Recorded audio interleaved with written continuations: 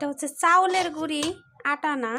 ধনিয়া পাতা দিছি, পেঁয়াজ, কাঁচামরিচ সব মশলা দিয়া একটা চাপড়ি বানাবো। নাস্তা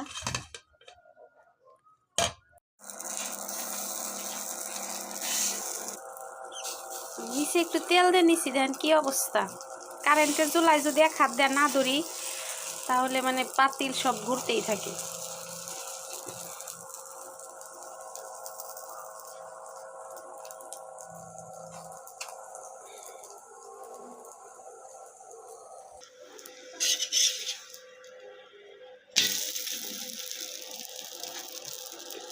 নিচে একটু লেগে গেছে। আর এই কারেন্টের চুলাগুলো মানে মাঝখানে একটু তাপ বেশি লাগে। সাইড দিয়ে একটু তেল দেন।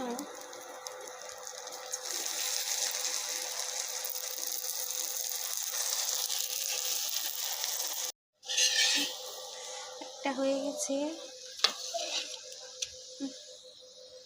সবগুলো বানিয়ে পরে আপনাদের দেখাবো। আমার চাপড়ি বানানো শেষ। এই যে অনেকগুলো বানাইছি।